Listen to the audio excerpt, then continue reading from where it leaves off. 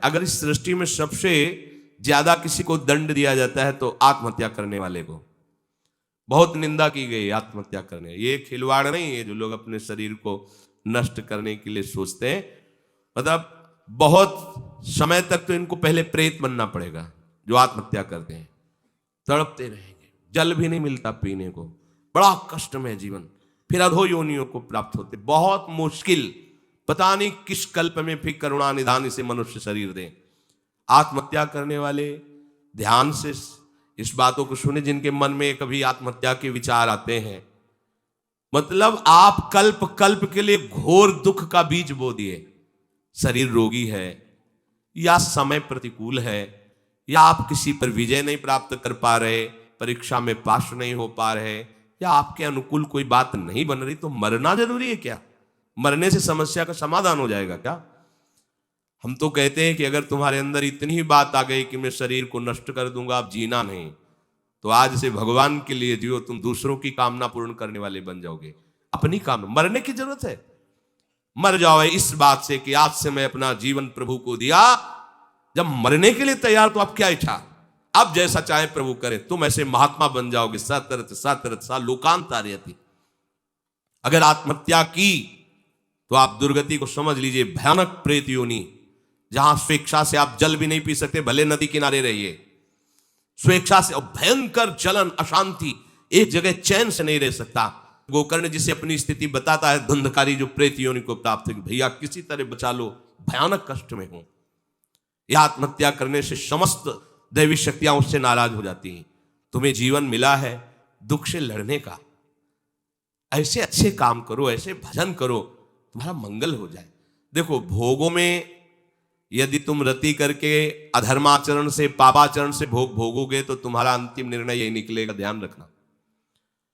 जब तुम धर्म विरुद्ध आचरण करोगे, जैसे कोई कहता है कि अभी तो छोटा बच्चा ही था, उसने कौन से पापाचरण किए, अभी तो 14-15 वर्ष का था, परीक्षा में ऐसा ऐसा क्या। तो भैया, एक जन्म का हिसाब नहीं चल रहा है, बहुत जन्मों का हिसाब चल रहा है। अगर उसके सुकृत काम करते तो माता पिता उसके ऐसे न मिलते कि उसको टॉर्चर करते, तभी तो ऊब गया जीवन से। अब किसको क्या कहें। तो हमें लगता है कि उसके दुष्कृतों के परिणाम स्वरूप ऐसा उसको वातावरण मिल जाता है कि कोई नहीं तो आत्महत्या करने का उत्साह नहीं आना चाहिए। हमें लगता है माता पिता को चाहिए कि अपने बच्चों से ऐसे मित्रता का व्यवहार करें कि उनके दुष्कृत नाश करने वाली भावना हृदय में जागृत हो, ना कि शरीर छोड़ने वाली। कोई बात नहीं, अगर इस बार फेल हो गए ना, हम तुम्हें और अच्छा ट्यूशन पढ़ाएंगे। पर वो संसारिक लाभ को ही लाभ जानने वाले जानते हैं, इतना पैसा लगाया बर्बाद। अब वो बेचारा छोटी सी बुद्धि का पूर्व के दुष्कृत परिणाम से प्रेरित हुआ और उसको लगता है मैं आत्महत्या कर लूं। किसानी में सफलता नहीं मिल, लगता है आत्महत्या कर लूं। पति अनुकूल नहीं मिला, लगता है आत्महत्या कर लूं। पत्नी अनुकूल नहीं मिली, बोले आत्महत्या। ये कुछ निराकरण है तुम्हारी समस्या का? समस्या का निराकरण तो विवेक से होता है।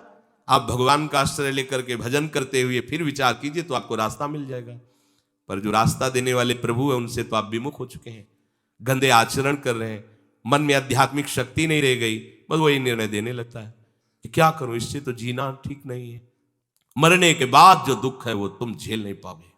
आत्महा न तरेत सा आत्म, शास्त्र में कई जगह लिखा है वो आत्महनन गति जाए, ऐसा कई जगह लिखा है। इसलिए जहां तक शब्द हमारे श्रवणेन्द्रिय में पढ़ते हो तो लड़ना सीखो समस्या से हारना मत सीखो। समस्याएं तो आती रहेंगी, लेकिन तुम्हारा जो जीवन है बार बार नहीं मिलेगा। और नाम जप करोगे तो सबसे जीत जाओगे। नाम जप करोगे तो दूसरों को भी बचाने वाले बन जाओगे। नाम जप करोगे तो सही बात, तुम्हें कोई डिप्रेशन में डाल सके, आज तक ऐसी कोई समस्या पैदा नहीं हुई। आप नाम जप करके तो देखो। पर प्रभु से और प्रभु के नाम से आपका परिचय नहीं तो बस देहाभिमान में पूले घूमते हैं। जहां उस देहाभिमान में ठेस लगी तो लगा देह को नष्ट कर। अरे देह को नष्ट करना कोई समस्या का समाधान थोड़ी।